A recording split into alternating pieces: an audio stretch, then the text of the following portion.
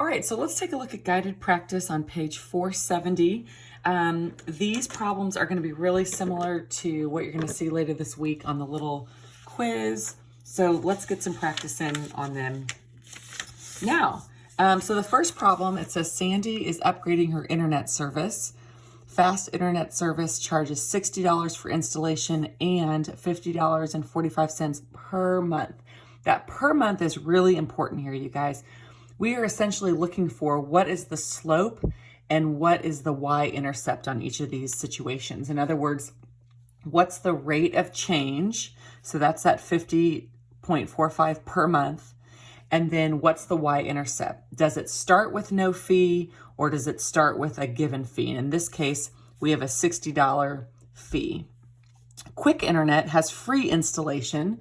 So that's telling us that if I don't have any sort of installation charge, then it would start at the origin, 00, but it charges $57.95 per month. So it's a more expensive rate, a steeper slope, but it starts with a 0 charge. So let's write an equation here that's going to tell us what can be used to find the number of months to which the internet services would cost the same. That's that equal to, cost the same, okay?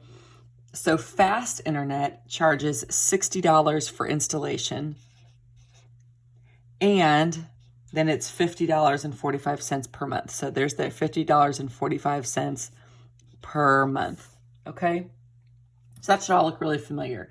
And then Quick Internet has a free installation, but it's $57.95 per month. Okay, so all those really important language words, all right? So once we have our equation, now we're gonna solve our equation. And this is where, our algebra skills come in handy. If we wanted to multiply all this by 100, we could, but really these numbers are kind of nice and easy to work with. So let's just go ahead and solve them. 50.45 m and minus 50.45 m. And when I do that, I get 60 equals 750 m, okay? And then I'm just going to divide both sides by 750. I'm sure if you're playing along at home, you've grabbed your calculator, and this is going to show me that m is 8. On your homework, you're going to need to label these things. So this would mean that m is equal to 8 months, okay? If you needed to write an explanation, you could say that at 8 months, both services would cost the same, okay? All right, so now let's look down. We're gonna look at numbers 2, 3, 6, and 7, kind of just as calculation examples, okay? So the first one, number 2, is 3/4 n minus 18 equals 1/4 n minus 4.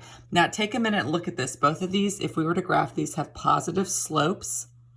Both of them cross the y-intercept below the origin. This one crosses the y-intercept at -18. This one crosses the y-intercept at -4.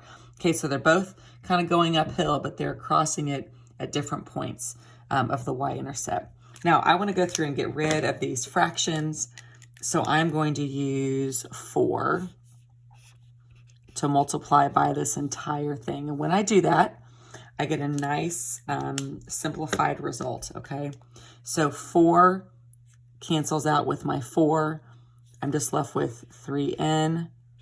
You've got to remember to multiply here. -18 times 4 is -72.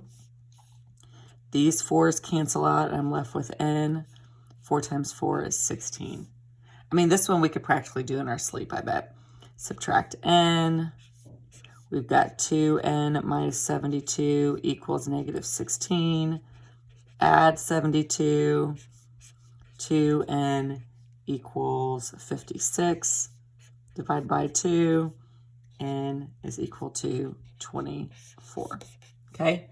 And from what you guys did before, if I stopped here, this would be like my x value. I could plug this back in, solve my y value, have my point of origin, and be able to graph this, okay? I'm going to go on to number 3 for us. Okay, Let's see, here we go. Okay, number 3 looked like this. It was, where is it? 6 plus 4/5 b equals 9/10 b. Okay, and again, I'm going to look for that common denominator between 5 and 10, which of course is 10.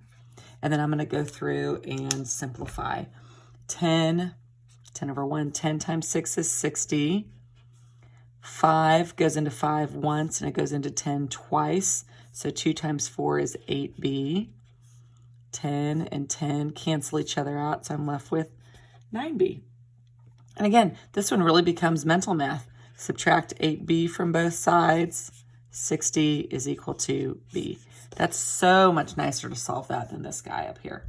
Okay, let's flip down to a couple of those decimal problems that we had. Number 6 looked like 3.6w equals 1.6w plus 24.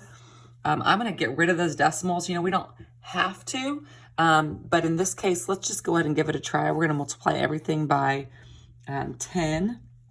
Okay, and when I multiply everything by 10, I end up with 36w equals 16w plus 240. And then again, I just kind of go through and simply solve this just like I would have earlier in this week. Divide by 20. W is equal to 12. Okay. And then the last one I want to look at is number 7.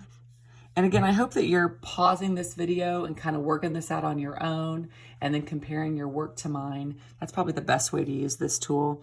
Negative 0.75p minus 2 equals 0.25p. Okay, and you know what? I'm just going to go ahead and do this one. I'm also going to multiply this one by 100, but really I want you to think of these as quarters also, okay, like quarters in money. If I multiplied all this by 100, I mean, look at how nice this becomes. Negative 75p minus 200 equals 25p.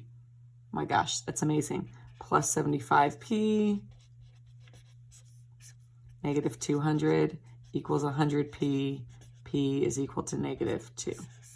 Okay, so really these should become things that are calculation-wise are pretty easy to handle or to tackle. Okay, so give yourself a chance to practice these today. You've got a couple different ways to practice this in your homework assignment that's due Tuesday night, and you guys are going to do great.